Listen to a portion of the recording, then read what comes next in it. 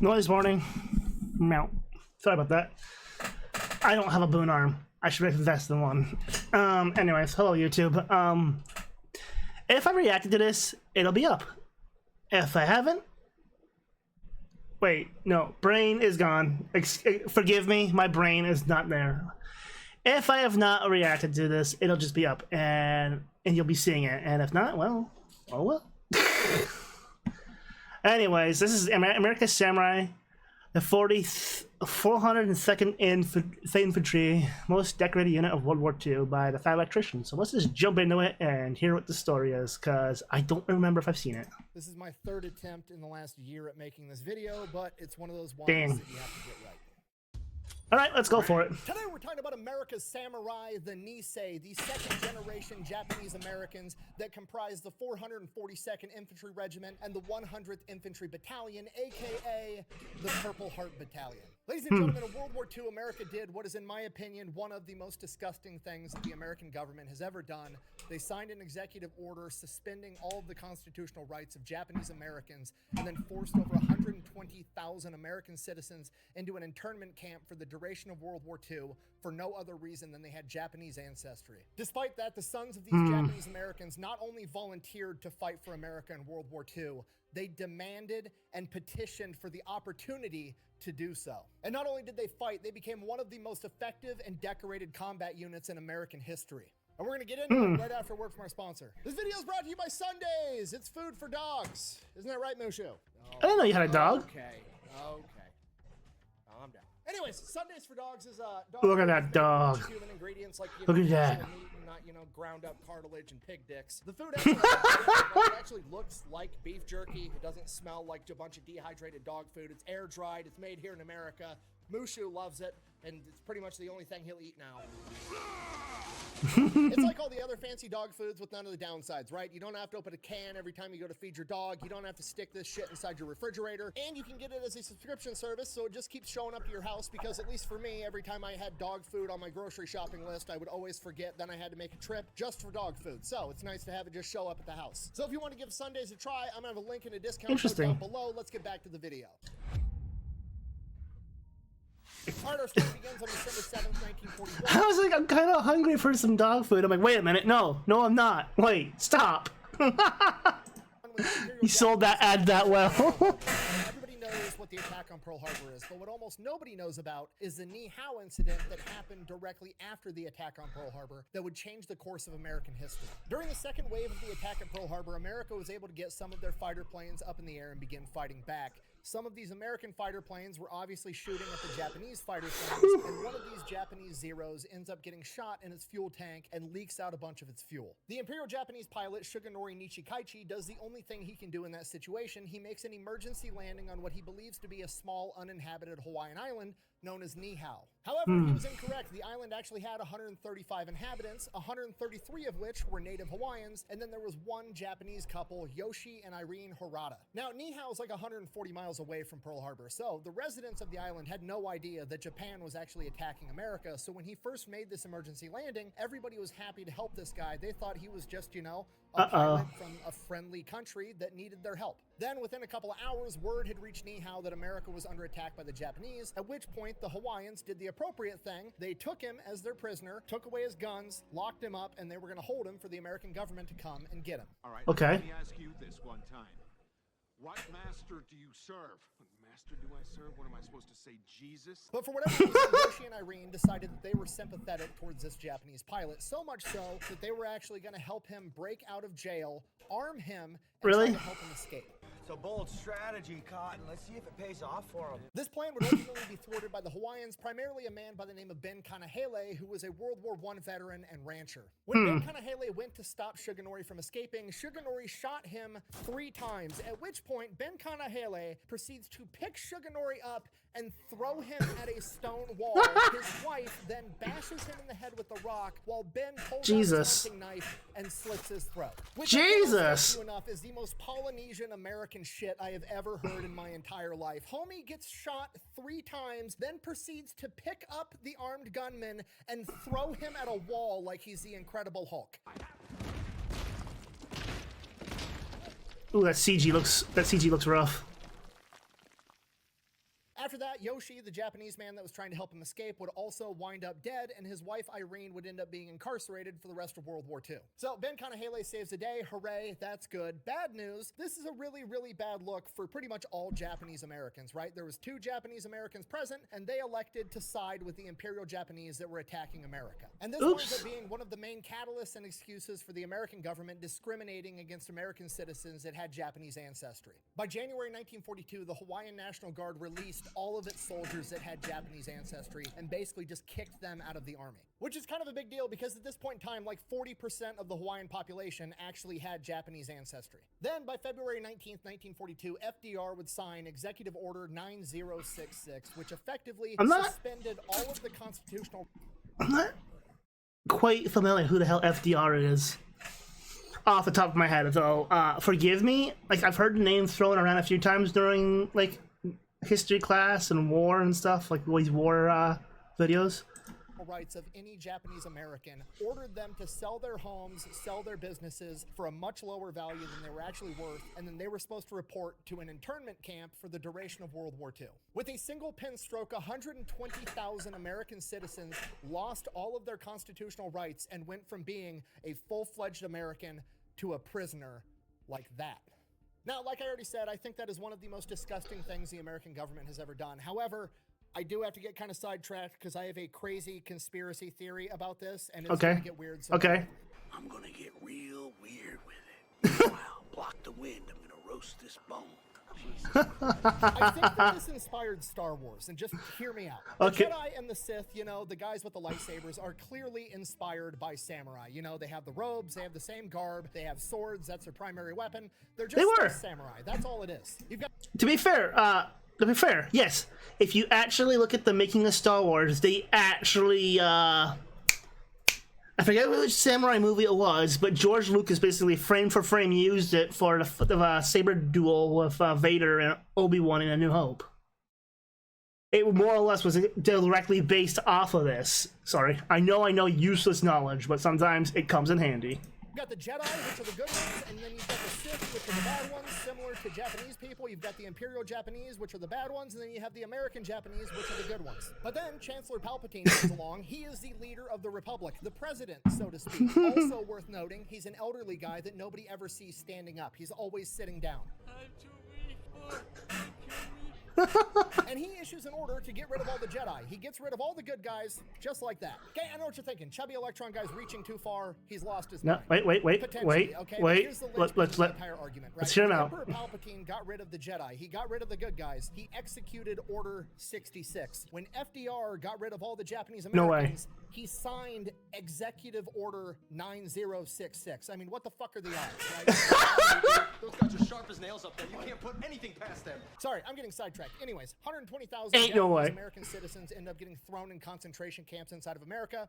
Shitty, awful, horrible, but it's what happened. In Hawaii, however, things went a little bit different because a significant portion of the Hawaiian population was Japanese, and they couldn't throw all of them in a concentration camp. Otherwise, it would crash the entire Hawaiian economy. So a lot of them got to kind of live borderline normal lives. So a lot of the Japanese Americans that were previously serving in the National Guard that got released from duty end up forming what they called the Varsity Victory Volunteers, and they petitioned the Hawaiian governor, and they were like, hey, look, I understand I have a Japanese ancestry, but I'm not Japanese. I'm an American. I understand you're not going to let me fight and have a gun, but I still want to help with this war effort any way I can because this is my home and I want to fight for it. And the Hawaiian governor ends up letting them form this volunteer group. And essentially, they just start doing any manual labor jobs that they can do that's going to help with the war effort. They're stringing out Constantina wire. They're digging ditches. They're pouring roads. They're pouring air strips. Sure what Constantina wire is. Everything that gets asked of them. And this goes on for months. And then by June of 1942, the government's like, okay, I get it. You guys are loyal to America. We're going to go ahead. We're going to bring you back into the army, but you're going to be in a segregated all-Japanese unit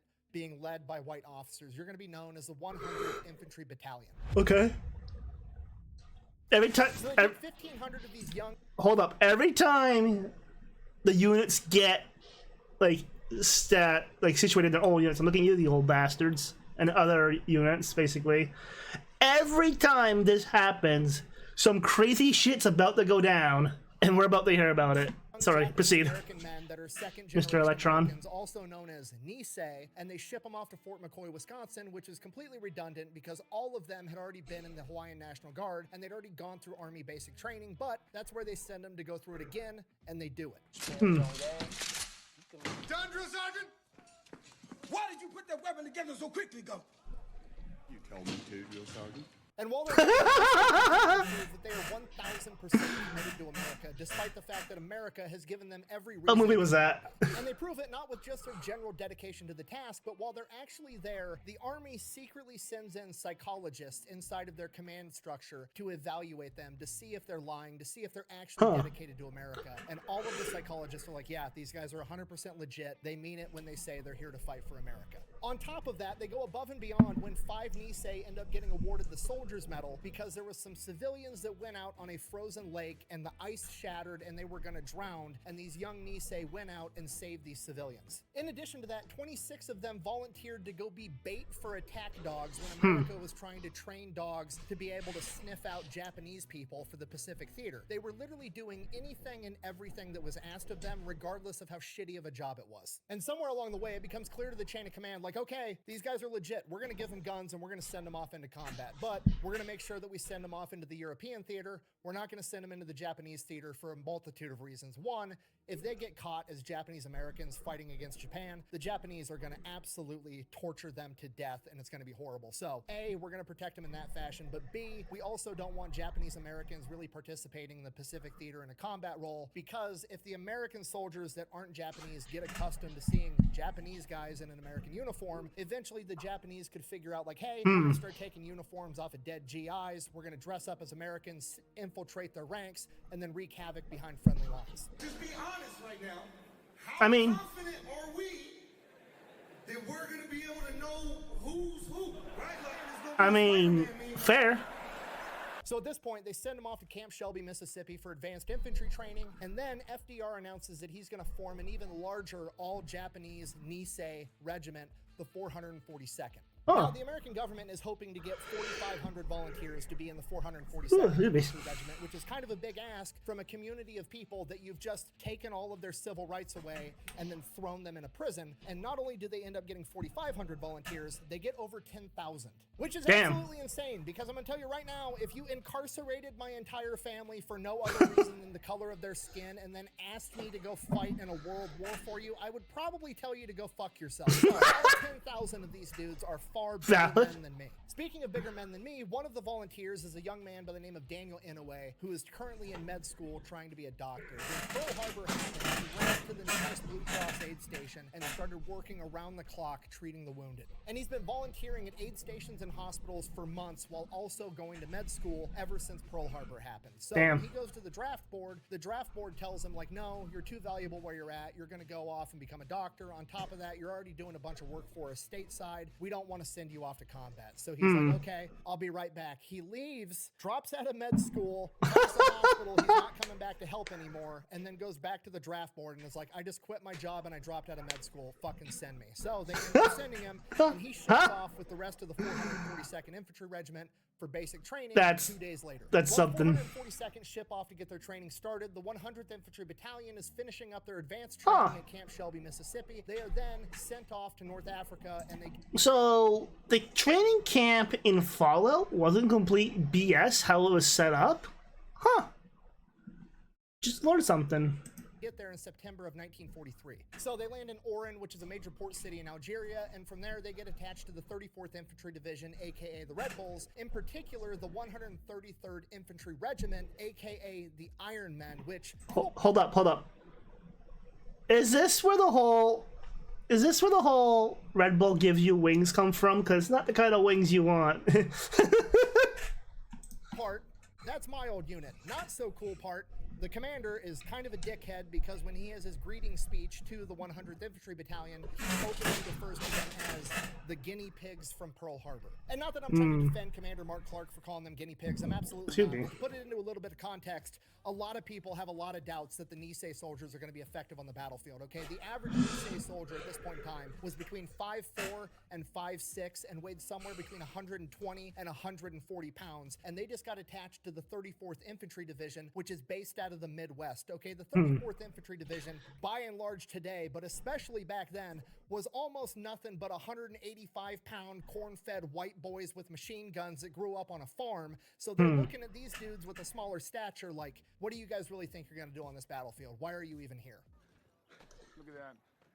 He's making me cry. If the Nisei want respect, they're going to have to prove themselves. And from the second they step foot in combat, that's exactly what they did, because they started kicking ass outside of Salerno, Italy, when they first saw combat. I love his film cut-ins. They drove the Germans back 15 miles per day, every Damn. single day. These guys were fearless on the battlefield. In a matter of a couple of months, they had completely changed the opinions of absolutely everybody that encountered them. Mark Clark, the same commander that referred to them as guinea pigs, sent a note up the chain of command saying, hey, when that 442nd Infantry Regiment's done training, I want them too. These Nisei fighters are fucking awesome. When the Des Moines Register, the biggest newspaper back home in Iowa, wrote an article being critical of the Nisei being attached to the 34th Infantry Division, the members of the 34th Infantry Division wrote a letter to their editor. Oh no. And I quote, "We're Iowa boys of the 34th Division. We have fought side by side with the boys of Japanese descent. We know plenty of folks that call themselves Americans that have done much less to prove they give a hang about their country. There have been times when these Japanese, as you call them, have saved many lives,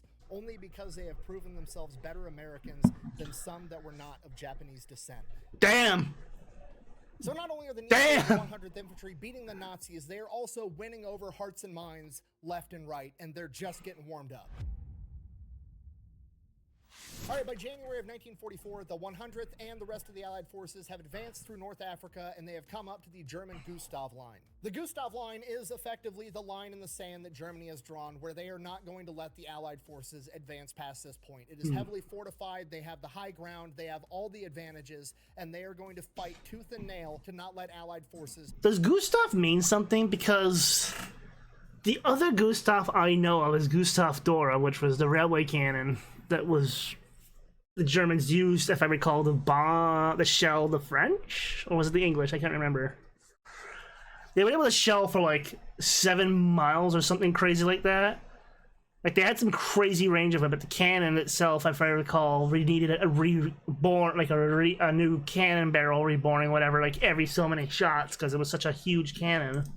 Penetrate through this line into Europe. Sorry, one of the most my vital areas tangents. of the Gustav Line is where the 100th Infantry is at. It's at Monte Cassino. Cassino is a small town, and then above it, on a humongous hill overlooking the town, is an old monastery that the Germans have turned into a massive fortress. And not only that, they went and chopped down all the trees on the hills and the ground in front of the monastery, knocked down all the buildings, so there's absolutely nothing to provide cover or concealment in case they assault. So you're pretty much running through an open field uphill into German machine gun fire if you try to take this position. And that's exactly what America's going to do anyways, because it's the only option. And because the 100th Infantry, which I'm now going to refer to by their nickname, the One Puka Puka, because it's easier for me to say, has developed a reputation for being both fearless and willing to take on any challenge, they are selected to lead the first assault on Monte Cassino. January 17th, 1944 at midnight, Alpha and Charlie Company of the One Puka Puka are going to take off, advance up this hill. They fight all the way up this hill and make it to the outer stone walls of this monastery, where they get pinned down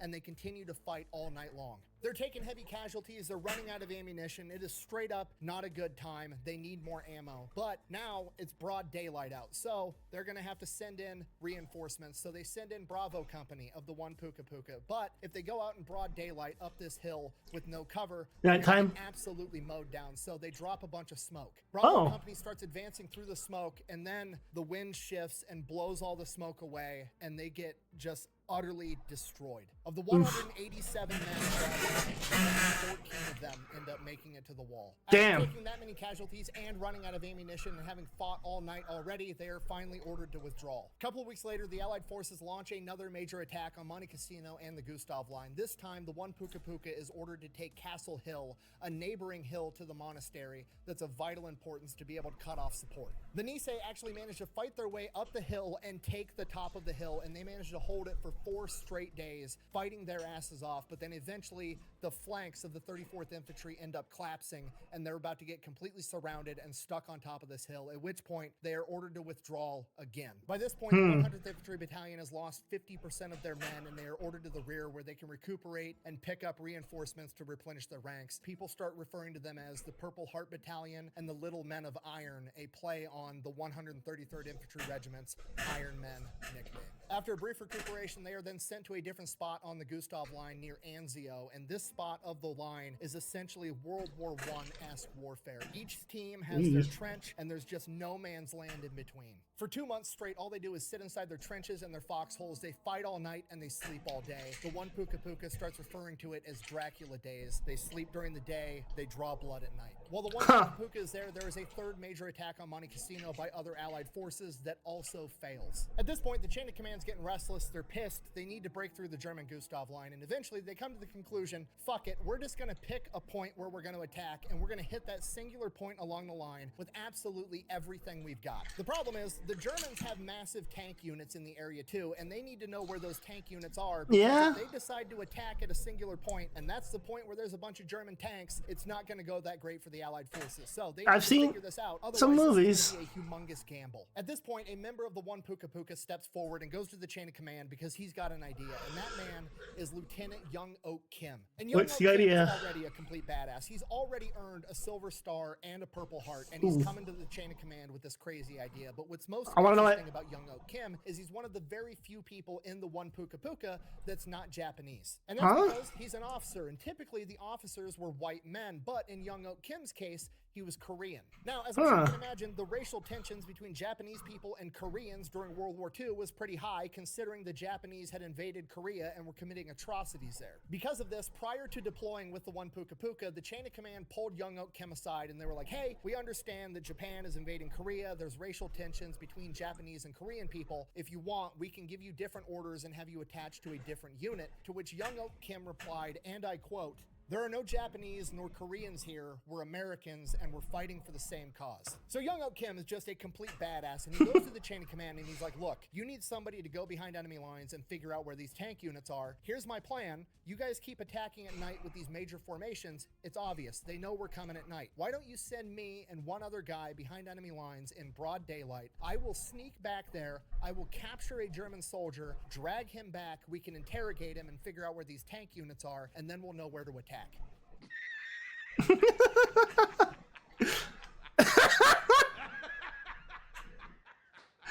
Oh my god, your edits.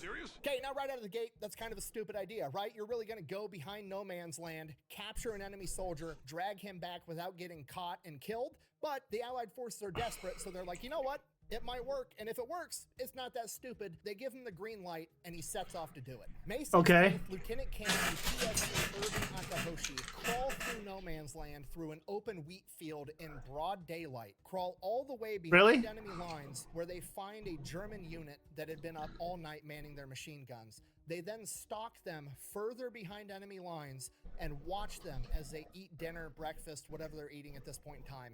Watch them eat and then fall asleep. And then when two dudes go to, be the guards, they stalk them, and then they end up sitting there and waiting till they fall asleep, and they wake them up by shoving their guns in their mouths so they can't scream. Kim and Akahoshi prisoners, smuggle them back through no man's land, behind friendly lines, turn the prisoners over, they get interrogated, they gather... Okay, wait, hold up. That is insane. That is insane. That is also the scariest shit, though, to wake up to, I would say. Like, you ain't screaming, because pop goes the weasel, you know? As to where the German tank units are and define the battle plans for the entire Allied advance. 48 hours later, after setting off on his mission, the Allied forces launched their attack in Monte Cassino Falls on May 18th. Lieutenant Young Oak Kim is then awarded the Distinguished Service Cross, the second highest award in the American military. And as he's getting that pinned on his chest, Commander Mark Clark looks down and sees his first lieutenant rank, and then points over to a captain nearby and is like, "You, Mayor." Captain approaches, he rips the captain rank off of this guy and pins Lieutenant Young Oak Kim as a captain as well. Cutting back to the rest of the one Puka Puka over Anzio, they also coordinated the attack with the fourth battle of Monte Cassino, so that if Monte Cassino fell, they were also going to launch their offensive, hopefully driving the Germans back, so that they broke the Gustav line in 2 locations. That way, they could advance forward and in and either crush the Germans in the middle, or the Germans would be forced to retreat. And that's exactly what ended up happening. And not only that, the one Puka Puka was the lead element of the Anzio breakout. So now the Allied forces are chasing the Germans as they advance towards Rome, and the one Puka Puka is out front. And as they get near Rome, they're like 15 miles outside of Rome. They are going to be the first Americans to set foot in a major European capital as the Allied forces capture it. They are ordered to stand down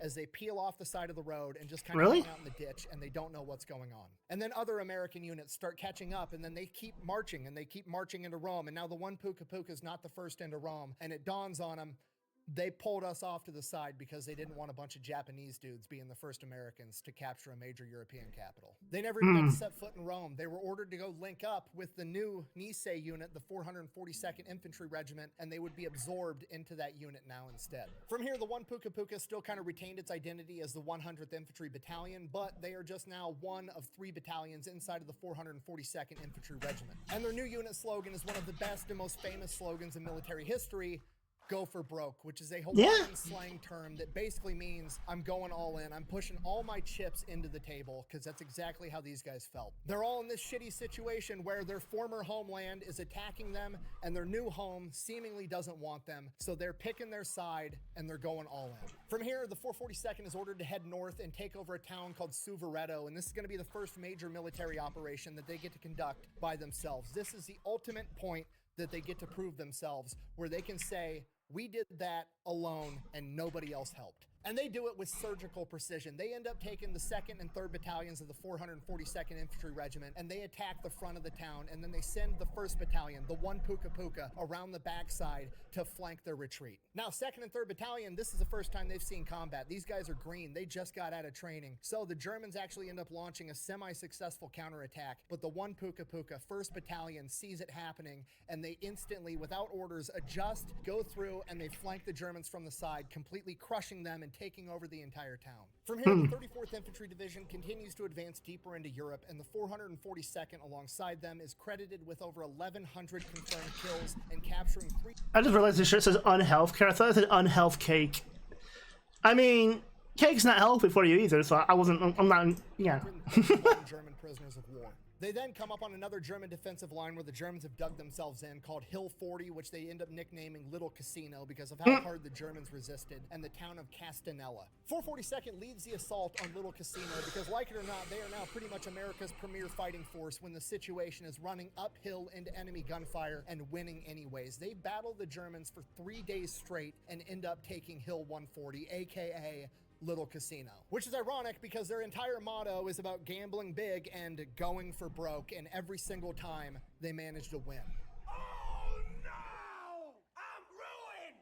For me, the 442nd for a little while, then they get called back in. They are going to go into France, and they are getting detached from the 34th Infantry Division, and they are getting reattached to the 36th Infantry Division out of Texas. They travel 500 miles by foot and rail into France. They link up with the Texans, and they go back into battle. Now, combat from here, the terrain's completely different. They're in the Vosges Mountains. This combat is brutal. They're in heavily wooded forests, and every time they have to take a hill with Germans on top of it, the Germans retreat, run down the hill, run right up another hill, and then they have to fight up the high ground again. It's absolutely miserable. And the first thing they need to do is they need to take over a town called Broyers, and in order to do that, they have to take over all the hills surrounding the town. There's 4 big ones, A, B, C, and D. Damn. The 442nd is in charge of taking over all the hills, while the rest of the 36th Infantry goes in and takes over. That's a lot of coverage. Goes to work, they do their thing, they run uphill into German machine gun fire, take the hills anyways on A, B, and C. But on D, the Germans are putting up a hell of a fight. This battle goes on for hours. It's just a seesaw battle of they drive up the hill, they get driven back down, they drive up, they get driven back down. It is yard by yard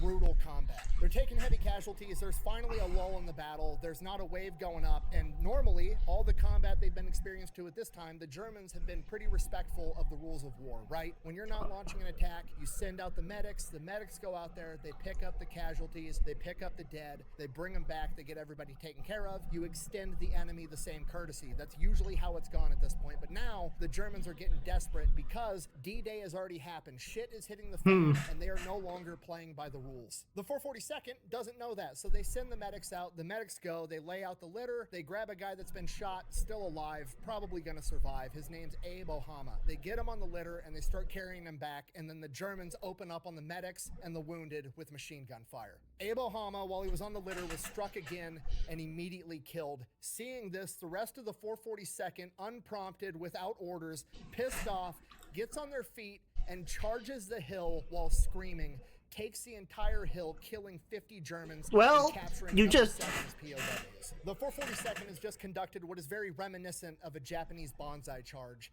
and it's practice that they're going to need for later. From here, the rest of the 36th Infantry goes in, they take over. I mean, I'm pretty sure in this scenario, regardless of who you are, like racial-wise, I'm pretty sure you'd get a similar response of force, is all I'm saying. A proportional response, as the Electrician would say. For Boyers, and the 442nd renames Hill D Ohama's Hill. At this point, the 442nd's been fighting nonstop for weeks on end, so they're finally sent back to the rear for R&R. And the second they get there, it's like 2 a.m. in the morning, they immediately get told there's an emergency, they got to turn back around and head back to the front line. The commander of the 36th Infantry, General Dahlquist, somehow got placed in charge of an entire infantry division and had never actually been in combat. In addition to that, men that served underneath him said he seemed to care more about being the first unit into Germany than he did about actually taking care of his guys and keeping them alive. These factors would culminate and come to a head on October 24th, 1944, when he would order the 1st Battalion of the 141st Infantry Regiment to overextend into German lines, and they would then be engulfed and completely surrounded by an entire German division. To put that into perspective, if you don't know military unit sizes, that's about 300 men surrounded by about 6,000. So while the 142nd is making their way back to the front lines, General Dahlquist orders the 1st and 2nd Battalion of the 141st Infantry to go in and save their buddies. They go, they try fighting, they end up getting pushed back. And here's the kicker. The Germans just think that the Americans are trying to break through the line.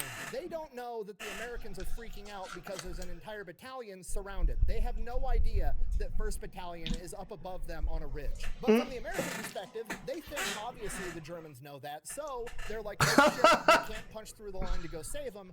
We better start airdropping in ammunition, food, and water so they can stay up on that ridge and fight as long as possible. So they go and try to airdrop a bunch of supplies to them. The airdrop gets caught by the wind and goes off course, and then the Germans are like, wait a minute, why the fuck are the Americans airdropping supplies to us? Oh shit, we have an entire battalion surrounded. Congratulations, you played yourself. So now the 442nd makes it to the front line on October 28th. Now, in hindsight, some of the Nisei feel they were sent in particular because they were deemed expendable, and if they all died, it wouldn't be that big of a deal. However, a lot of the other Nisei like to believe they were sent in because they were the best. So the 442nd goes in, and it is absolutely brutal. The Germans have minefields all over the fucking place. They have fortified machine gun positions. So the lost battalion's up here. The 442nd has to approach from here. There's the German line in between, and then on the side is Hill 617 that also has a bunch of Germans on it, overlooking the approach. I'm gonna say, like, I am not good of numbers, but it looks like the Germans are a bit outnumbered here, just saying. So they're just getting machine gun fire and mortars rained down on them from absolutely everywhere. For the first 2 days, the 442nd advances like a couple hundred yards. Every time they peek out from behind a tree or stick their head up out of a foxhole, anytime they leave cover, they're getting shot at. They can't move. They're completely pinned down. After 2 days of being essentially paralyzed on the battlefield, the 442nd, the Nisei decides they're going to live up to their motto, go for broke. They're just gonna fucking send it. Here's the plan. They've got 3 battalions. They're gonna send one of them up to Hill 617. They're gonna take that hill, wipe the Germans off the top of it. Then they're gonna come back down the hill, rejoin the other 2 battalions, and then they're gonna launch a full-on assault and penetrate the German line and save the Texans. 3rd Battalion gets the order. They're gonna launch their attack on Hill 617 first, at which point the 3rd Battalion commander grabs his Colt 45 pistol and says, okay, boys, let's go. Nobody moves.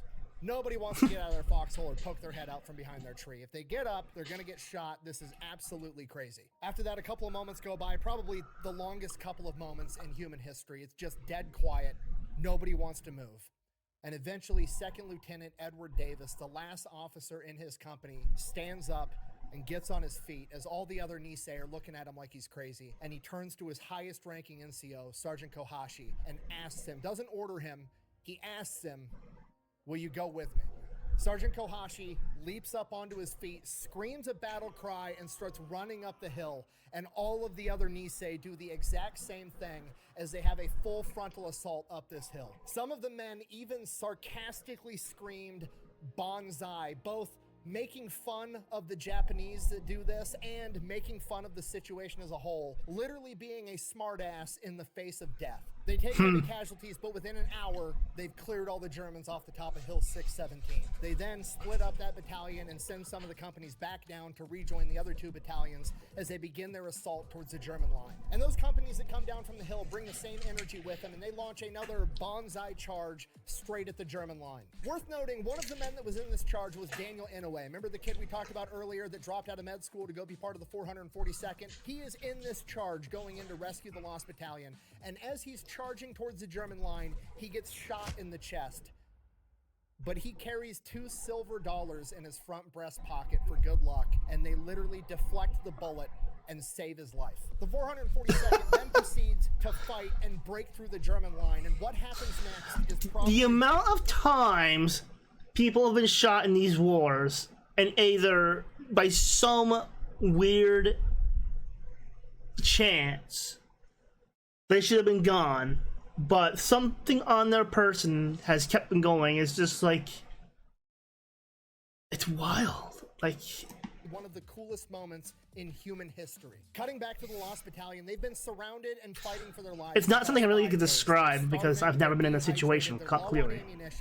And there's this 19-year-old Texan kid in his defensive perimeter with his gun pointed outward, just waiting for the Germans to come and get him. There's fog, there's smoke, he can't see shit, and off in the distance he sees a silhouette approaching, and it's getting closer, and it's getting closer, but the silhouette's not shooting at him, so he doesn't shoot at them. And as it gets closer, he can start to see the person through the smoke, and it's a Japanese guy in an American uniform, Private First Class Matt Sakamoto.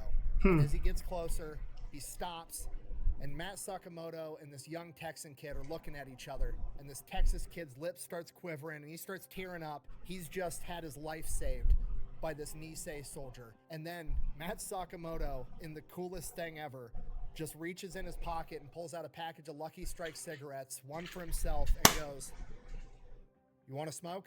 And a couple seconds after that, the rest of the Nisei come walking through the smoke, and they've rescued the Lost Battalion. 64 men of the Lost Battalion were killed in combat. 211 of them were saved by the 400. I mean, yeah, you gotta do whatever to chill the fuck out in that situation. 100 casualties, 120 dead, and 680 wounded.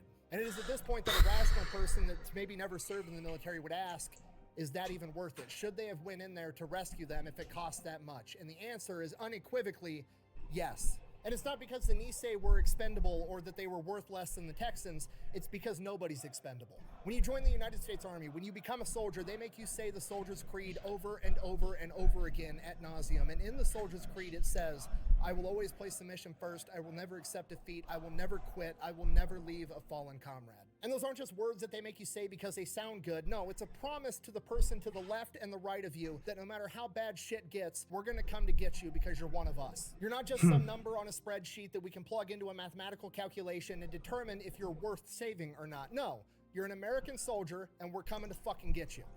Goddamn right. And there's never been a better embodiment of this principle than the 442nd rescuing the Lost Battalion. Because not only did they live up to the ideal of you're one of us, we're coming to get you no matter what, they also, in doing so, proved that they are one of them. The Nisei, the outsiders, the Japanese that nobody can trust, proved irrefutably that they're not Japanese, they're not outsiders, they're just Americans. They're one of us. Yep.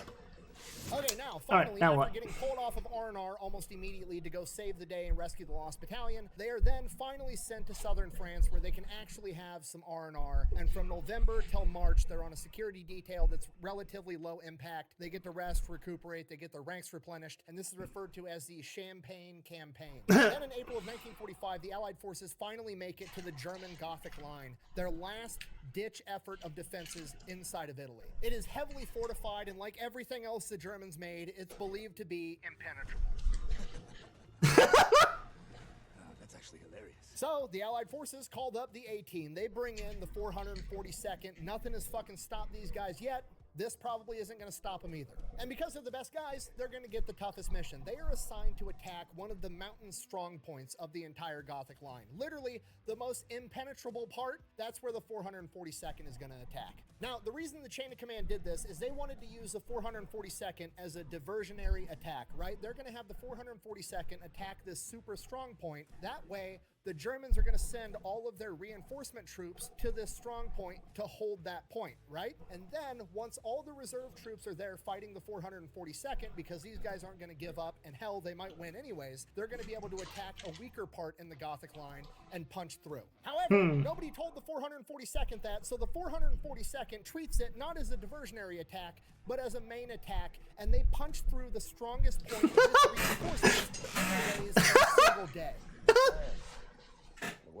And during the attack on April 1st, 1945, the main character that's been there all along would finally emerge. Daniel Inouye, the 18-year-old kid that dropped out of medical school and put his dreams of becoming a surgeon on hold to go off and fight for his country. Daniel Inouye, the guy that helped save the lost battalion and had his life saved by $2 silver when he was shot in the chest, had ended up getting promoted in the field to a lieutenant and was now leading an entire platoon. During the attack on the Gothic line, Daniel Inouye's platoon gets pinned down by 3 German machine gun nests with MG-42s, the most terrifying machine gun of World War II. With his entire company pinned down, Daniel decides that he's going to live up to the unit motto of go for broke, and he's going to do some gangster shit. Advancing by himself, he gets shot in the stomach, fights through it, gets to the German machine gun nest, hits it with a grenade, blows it up, immediately shifts to go to the next German machine gun nest, makes it all the way there, throws another grenade in that one, takes out the Germans there as well. He then crawls up to the 3rd German machine gun nest, gets within 10 yards,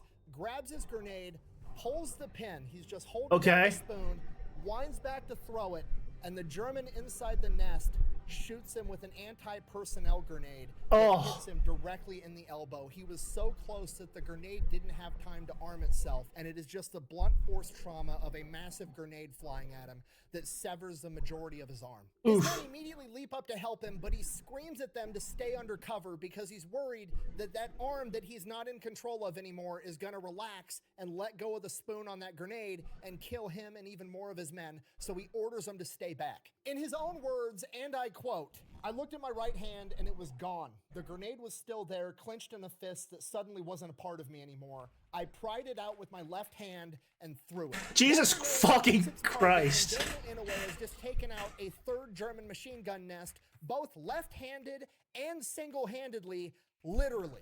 Yeah, literally. And continues advancing on the German position, killing at least one more German with his Thompson submachine gun before getting shot in the leg and collapsing to the ground unconscious. He then wakes back up flat on his back, looking up at his men who are looking down at him, and he hits them with the hardest line in military history, and I quote, "Nobody called off the war." Literally telling his dudes, quit worrying about me and assault. Get your asses back in there.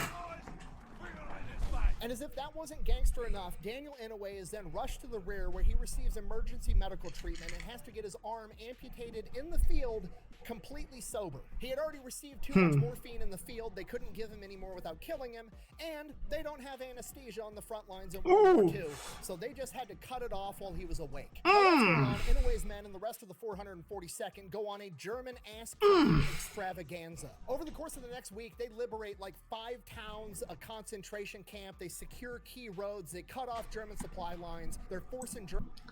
I know it's not the same, but I've had some work done without local anesthesia because fuck, it's expensive. So they fuck it, just do it.